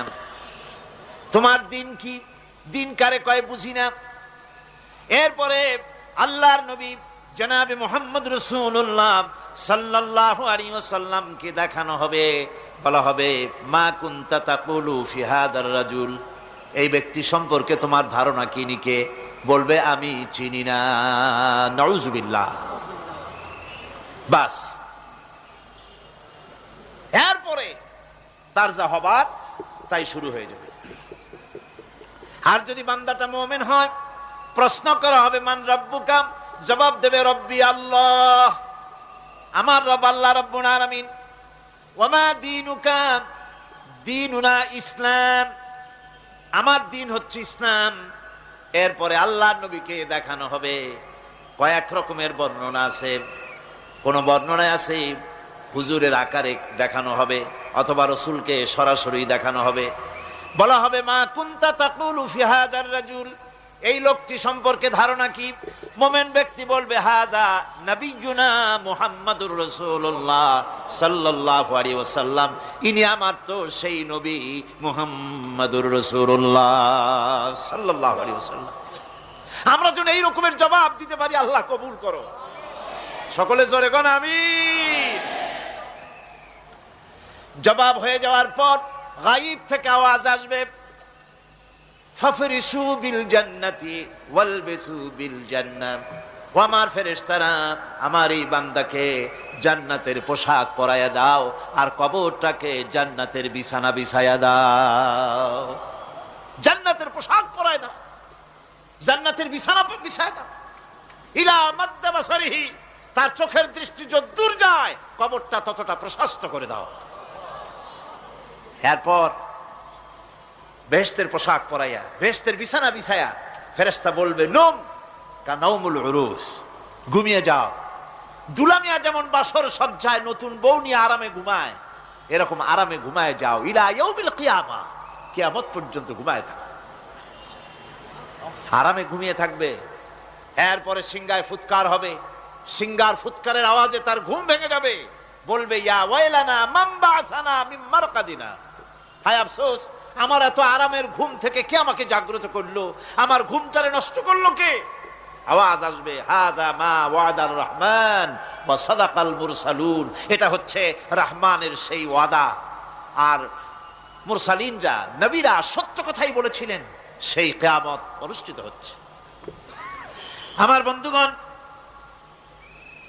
সেজন্য এই দুনিয়ার মোহে পড়ে থাকলে পরে দুনিয়ায় যারা অগ্রাধিকার দিবে দুনিয়াকে পরকালের তুলনায়, জবাব দিতে পারবে না কবরের ভিতরে গিয়া। আর যারা পরকালকে অগ্রাধিকার দিবে, দুনিয়ার চাইতে পরকালকে বেশি অগ্রাধিকার দেবে, আর আল্লাহর ভয় কলিজার ভিতরে রাখবে, কবরের জবাব সঠিকভাবে দিতে পারবে, কিয়ামতের দিন আল্লাহ রাব্বুল আলামিন তাদের জন্য জান্নাত দান করবেন। জোরে বলেন আমিন। দুনিয়াটা হচ্ছে দুনিয়া যেখানে আমরা আসি। আমি আগেই বলেছি দুনিয়া হচ্ছে আদনা শব্দ থেকে এর উৎপত্তি হয়েছে। তুচ্ছ, নিকৃষ্ট, এটার দাম নাই, এটার মূল্য নাই। হযরত ইবনে কাইয়িম রাহিমাহুল্লাহ নওয়ারাল্লাহু মারকাদাহু ওয়া জাআলাল জান্নাতা মাসওয়াহু, হযরত ইবনে কাইয়িম তিনি বলছেন, সুন্দর করে বলছেন দুনিয়া সম্পর্কে, মা মাদা ফিদ দুনিয়া আহলামুন ওয়া মা বাকিয়া মিনহা আমানি ওয়াল ওয়াক্তু বাইনাহুমা দাইউন। মা মাদা ফিদ দুনিয়া আহলামুন, জীবনের যে অংশ ফেলে এসেছি সেটা আজ একটা স্বপ্ন। ওয়া মা বাকিয়া মিনহা আমানি, আর জীবনের যে অংশ সামনে বাকি আছে সেটা এখন একটা আকাঙ্ক্ষা। ওয়াল ওয়াক্তু বাইনাহুমা দাইউন, আর এর মাঝখান থেকে সময় সব চলে যাচ্ছে। কত বড় কথা চিন্তা করেছেন? জীবনের যে অংশ ফেলে এসেছি তা আজকে স্বপ্ন, তা আজ কি বলেন? স্বপ্ন। আর সামনে যা আছে সেটা আকাঙ্ক্ষা, আর মাঝখান থেকে সময় সব চলে যাচ্ছে। এরপরে তিনি বলছেন, ওয়ামান ইয়াসহাবিদ দুনিয়া ইয়াকুন মিসলা কাবিদিন আলাল মাই খানাতুহু ফুরুজুল আসাবিঈ। দুনিয়াদারের অবস্থা হচ্ছে এই, কেউ যদি দুই হাতে পানি খামসায় ধরে, দুই হাতে কি ধরছে বলেন? দুই হাতে পানি খামসায় ধরেছে, খুব মজবুত করে ধরেছে, 2 মুঠ পানি, বলেন থাকবে কতটুকু? কতটুকু থাকবে? 1 ফোঁটাও থাকবে না, কারণ তার আঙ্গুলের ফাঁক তার সাথে খেয়ানত করবে, আঙ্গুলের ফাঁক দিয়া পানিগুলি সব বেরিয়ে চলে যাবে।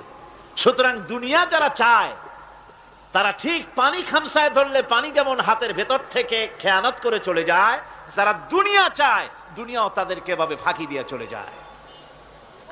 তবুও দুনিয়ার মায়া মানুষের এত বেশি। আল্লাহর নবী বলেন, লাউ কানা লি ইবনি আদম ওয়াদিন মিন যাহাবিন লাহাব্বা ইয়াকুনা লাহু সানিন। এই পৃথিবীতে যদি কাউকে একটা মাঠ ভরে যদি সোনা দেওয়া যায়, লোকটা বলবে রব্বুল আলামিন, আমি যদি আরেকটা মাঠ এরকম সোনা ভরা পেতাম। দ্বিতীয় আরেকটা মাঠ দেওয়া হলে আবার বলবে যদি তৃতীয় আরেকটা মাঠ সোনা ভরে যদি পেতাম। নবীজি বলেন, ওয়ালা ইয়ামলাউ জাওফু ইবনু আদামা ইল্লা তুরাব।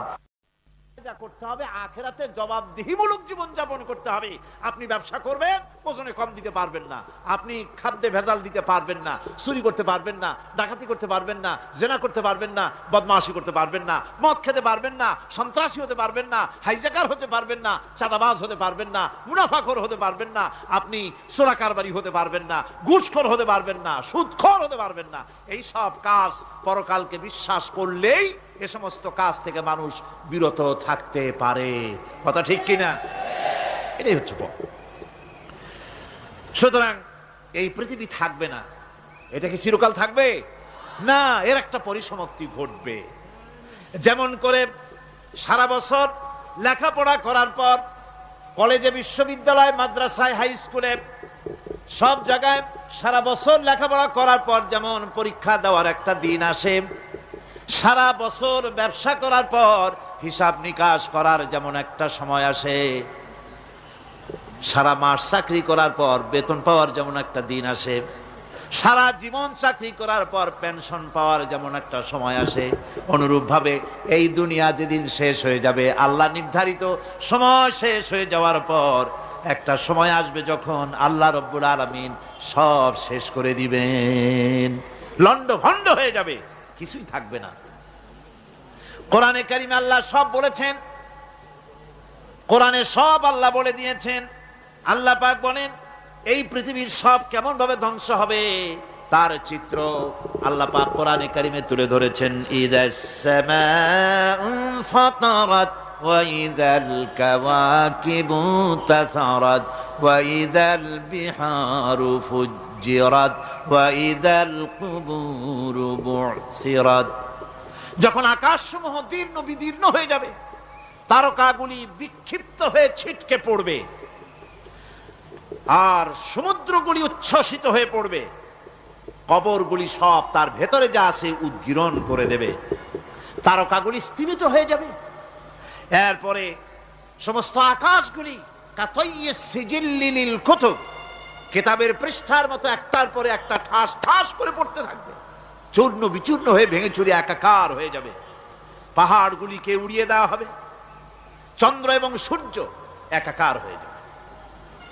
আল্লাহ রাব্বুল আলামিন বলেন, ফাইদা বারিকাল বাসার ওয়া খাসাফাল কমার ওয়া জুমিআশ শামসু ওয়াল কমার। চক্ষু যখন বিস্ফারিত হয়ে যাবে, চাঁদ যখন তার আলো হারিয়ে ফেলবে, সূর্য যখন তার আলো হারিয়ে ফেলবে, চাঁদ আর সূর্য সব একাকার হয়ে যাবে, সেই সময়ের অবস্থাটা কি চিন্তা করো। মানুষ হয়রান হয়ে দৌড়াদৌড়ি করবে। ওয়াহুমিলাতিল আরদু ওয়াল জিবালু ফাদুক্কাতা দাক্কাতান ওয়াহিদা। জমিন এবং পাহাড়গুলির মধ্যে আল্লাহ রাব্বুল আলামিন সংঘর্ষ বাঁধিয়ে দিবেন, পাহাড়গুলি ভেঙে চুরে টুকরা টুকরা হয়ে যাবে, পাহাড়গুলি উঁচু করে জমিনের উপরে আছাড় মেরে আল্লাহ রাব্বুল আলামিন ভেঙে চুরে চুরমার করে দিবেন। সুবহানাল্লাহ। ওয়া তাকুনুল জিবালু কালইহনিল মানফুস, পাহাড়গুলো পেঁজা ধোনা তুলার মতো করে উড়িয়ে দেওয়া হবে, পাহাড় উড়ে যাবে। সুবহানাল্লাহ পড়ো। পাহাড়, পাথরের তৈরি করা পাহাড়, এই পাহাড়গুলি তুলার মতো হয়ে উড়বে কিভাবে? আমি এই দৃশ্য নিজের চোখে কিছুটা হলেও দেখছি। আজ থেকে 10 দিন আগে আমি ইটালি সফর করে এসেছি। ইটালির রাজধানী রোম। রোম প্রাচীন সভ্যতার লালন ভূমি। কোরআনে কারিমে সূরায়ে রোম রয়েছে। এই রোম সেই রোম। এখানের বাদশার কাছে রাসূল করিম সাল্লাল্লাহু আলাইহি সাল্লাম হেরাক্লিয়াসের কাছে চিঠি পাঠিয়েছিলেন। সেই রোম 12 থেকে 15,000-এর মতো বাংলাদেশি মুসলমান সেখানে আছে। জুমার দিন, যেদিন আমি গেলাম তার পরের দিনই জুমা ছিল। জুমার নামাজ পড়লাম ভ্যাটিকানের কাছেই বিশাল মসজিদ, ইউরোপের ভিতরে সবচাইতে বড় মসজিদ এটা। রোম ইসলামের দুশমনদের রাজধানী। সেইখানে যখন আজান হচ্ছে আশহাদু আন্না মুহাম্মাদার রাসূলুল্লাহ, আমার অনুভূতির কথা আপনাদেরকে বোঝাতে পারবো না, কি অনুভূতির সৃষ্টি হয়েছে আমার ভেতরে। ভ্যাটিকানের পোপ এক পাশে, কিছু দূরেই ভ্যাটিকান, ওটা হচ্ছে গোটা পৃথিবীর সমস্ত খ্রিস্টানদের কাবা ভ্যাটিকান।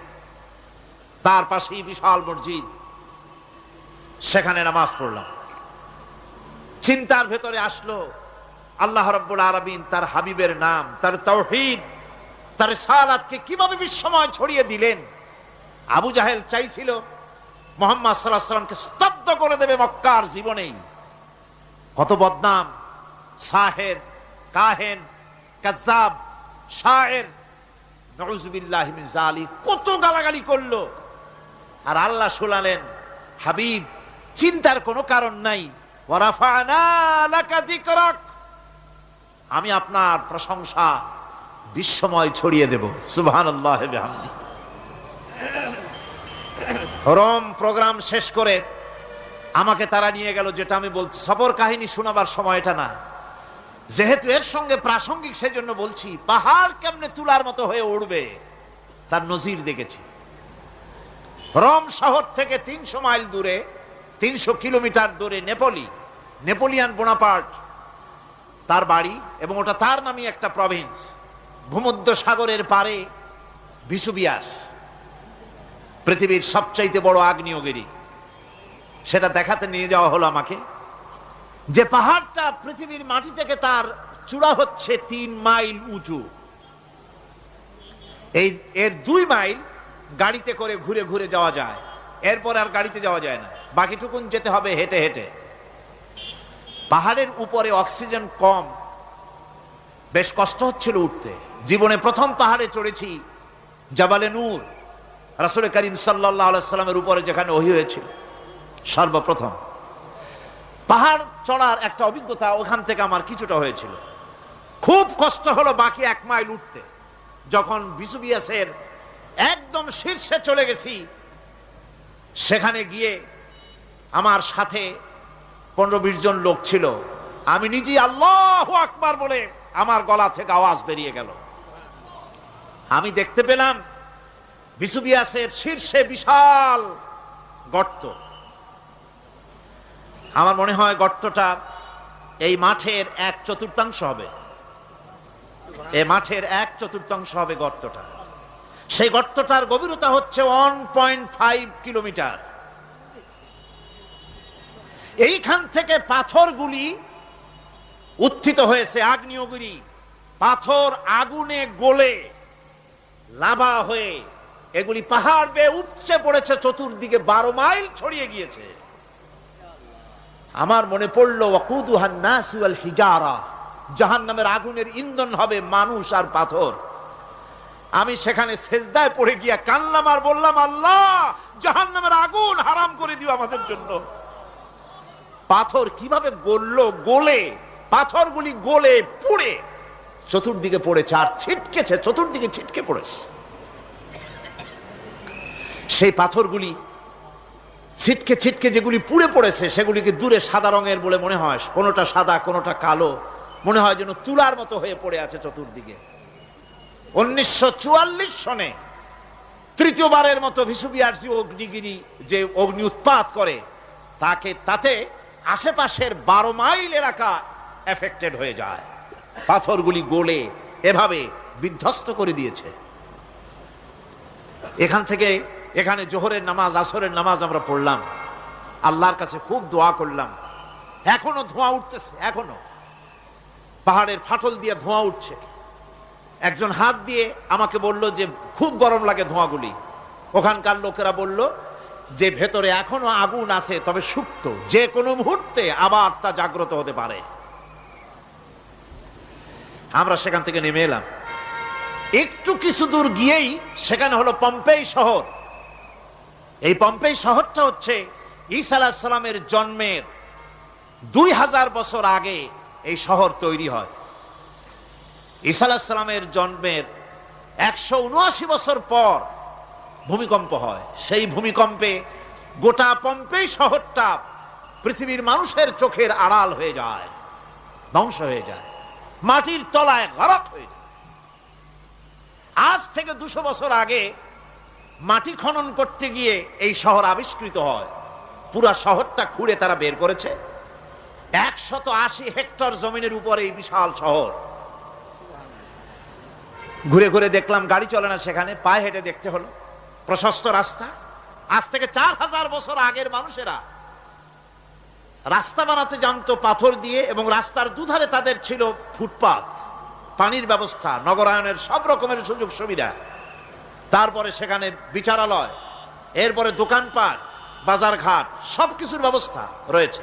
বিশাল বিশাল পাথরগুলি দিয়ে পিলার তৈরি করা। ভাবলাম এই পিলারগুলি, এই পাথরগুলি তারা কিভাবে ক্রেন ছাড়া এত উপরে উঠালো কি করে, আমার মাথায় আসলো না।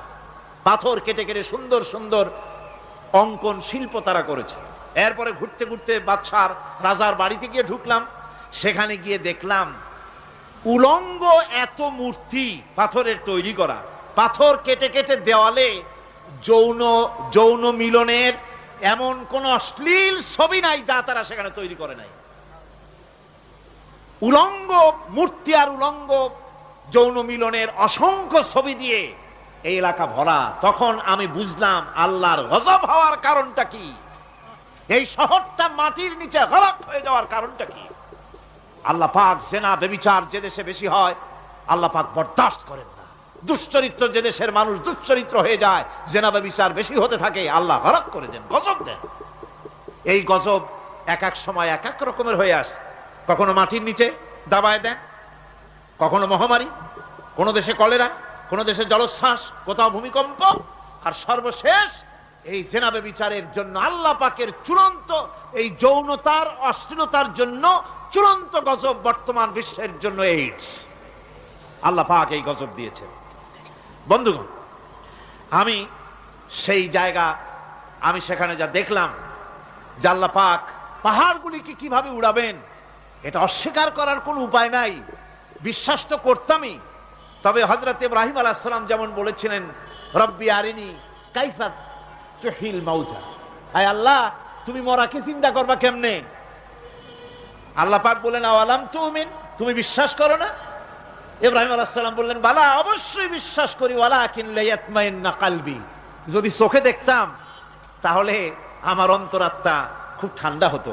আল্লাহ রাব্বুল আলামিন চোখে দেখায় দিলেন জিন্দা কেমনে মুর্দা হবে, মুর্দা কেমনে জিন্দা হবে, আল্লাহ দেখায় দিলেন। পাহাড় উড়ায় দিবেন আল্লাহ রাব্বুল আলামিন।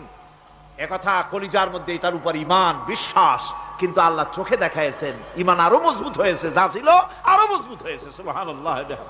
আল্লাহর ভয়তে কলিজা কেঁপেছে। আমি পাহাড়ের উপরে কেঁদেছি, যার যার হয়ে কেঁদেছি। বন্ধুগণ, আল্লাহ সুবহানাহু ওয়া তাআলা এই জন্য বলেছেন, কুল সিরু ফিল আরদ, আমার জমিন ঘোরো, ভালো করে দেখো, কাইফা কানা আকিবাতুল মুকাজ্জিবিন, মহাসত্যকে যারা অস্বীকার করেছে তাদের পরিণতি আমি কি করে দিয়েছি, এগুলি চোখে ভালো করে তাকায় দেখো। আমার বন্ধুগণ, সুতরাং এই পৃথিবীর অবসান হবে, এই পৃথিবী ধ্বংস হবে, এই পৃথিবী চূড়ান্তভাবে শেষ হয়ে যাবে। ও হ্যাঁ, আরেকটি কথা বলতে হয়, সেটা হচ্ছে যে এই রোম থেকে আরেকটু দূরে 900 মাইল দূরে হচ্ছে সিসিলি, 900 মাইল দূরে। সেখানে এই সিসিলি মুসলমানেরা শাসন করেছিল 350 বছর। সেই সিসিলিতে রয়েছে 360টা মসজিদ মুসলমানদের করা। সমস্ত মসজিদগুলি আজ তালা বন্ধ, একটা মসজিদও খোলা নাই। সেখানকার মুসলমানেরা ওয়াজ শুনতে এসেছিল রোমে। আমি তাদের জন্য পরামর্শ দিয়েছি যে গভর্নমেন্টের কাছে তোমরা দাবি জানাও যে অন্তত একটা মসজিদের দরজা আমাদের জন্য খুলে দাও। রোমের অবস্থানরত প্রবাসী বাংলাদেশি মুসলমানেরা আমাকে বলেছে, তাদের অনেকের বাড়ি চট্টগ্রামেও আছে, আমাকে বলেছে তাদের চোখে পানি আসছে বলার সময় যে চিরঙের তাফসীর মাহফিল যখন আসে কলজেটা কানতে থাকে যাওয়ার জন্য। তো যাওয়া তো সম্ভব না এত দূর থেকে, আমাদের সালাম বলে দিবেন যত লোক আসবে, আর আমাদের জন্য দোয়া করতে বলবেন যেন এই রোমের ভিতরে আমরা ইসলামের আদর্শের ভিত্তিতে আমরা যেন চলতে পারি। আপনারা দোয়া করুন তাদের জন্য।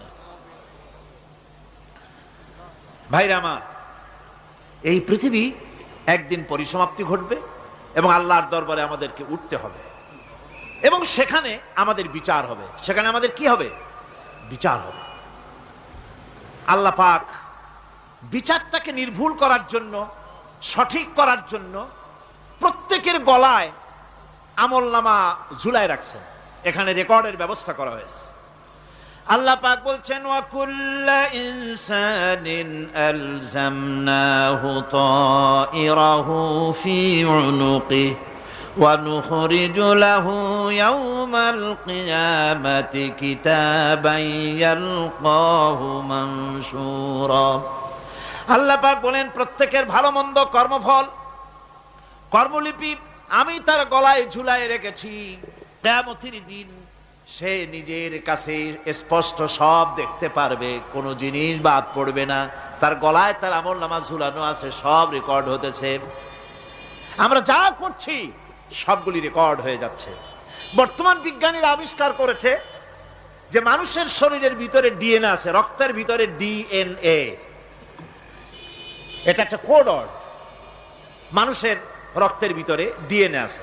যেমন তার ব্রেনের ভিতরে কতগুলি কোষ আছে, এক একটা কোষ এক এক ধরনের কাজ করে, অনুরূপ ভাবে তার শরীরের ভিতরে রক্তের ভিতরে ডিএনএ আছে। এই ডিএনএটা কি?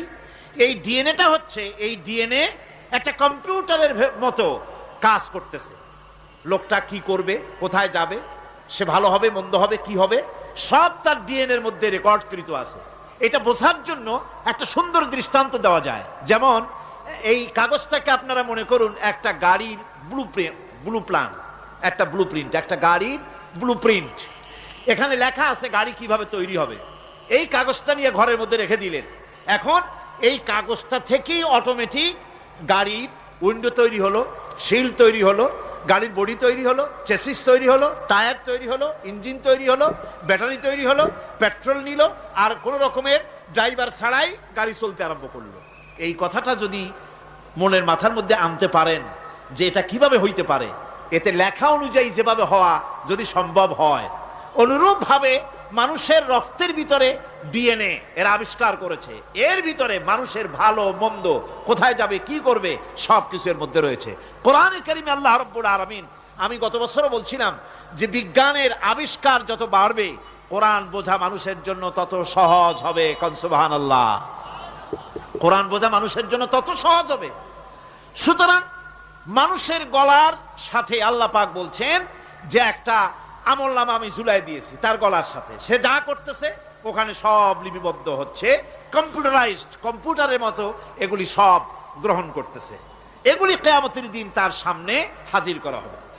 কিয়ামতে যখন আমলনামা তার সামনে দিয়ে বলা হবে, ইকরা কিতাবাকা কাফা বিনাফসিকাল ইয়াওমা আলাইকা হাসিবা, তাকে বলা হবে নিজের কর্মলিপি নিজেই পড়ো, আজ তুমি তোমার নিজের হিসাব নিতে যথেষ্ট।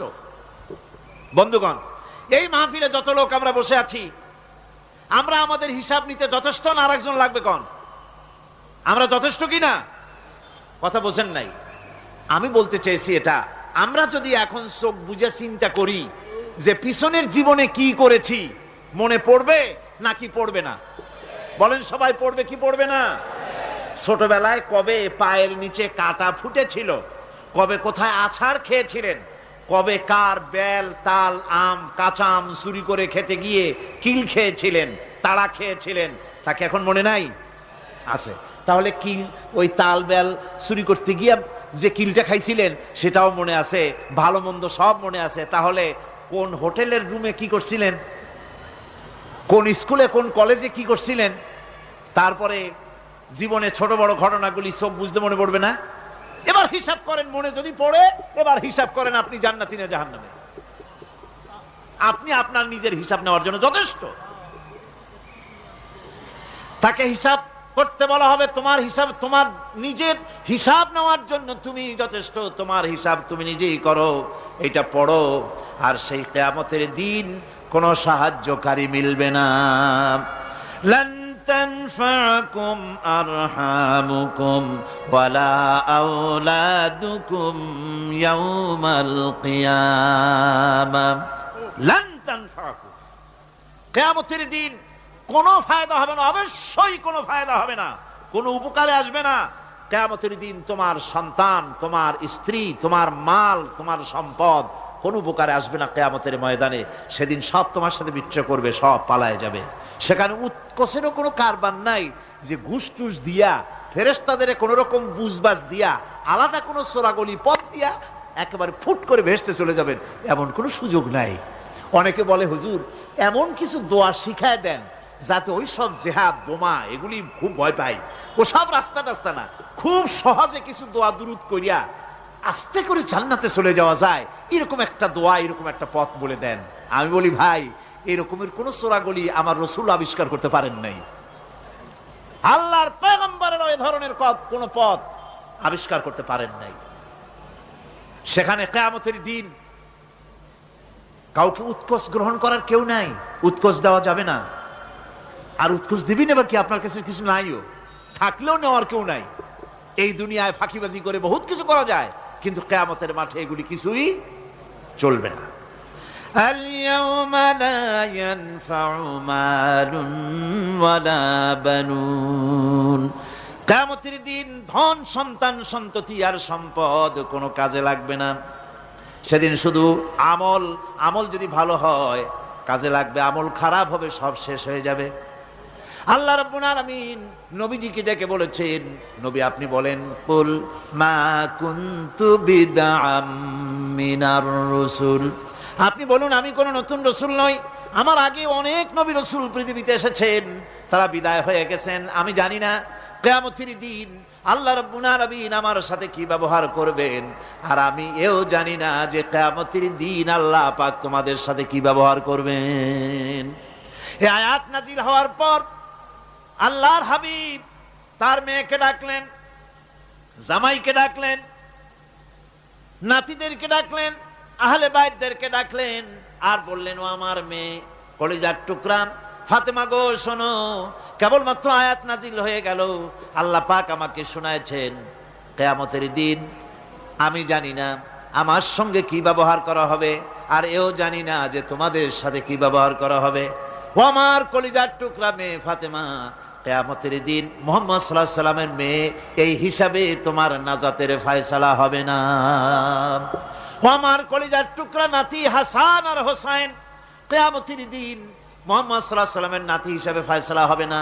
ও আমার জামাই হযরতে আলী, কিয়ামতের দিন আমার জামাই হিসাবে নাজাতের ফয়সালা হবে না।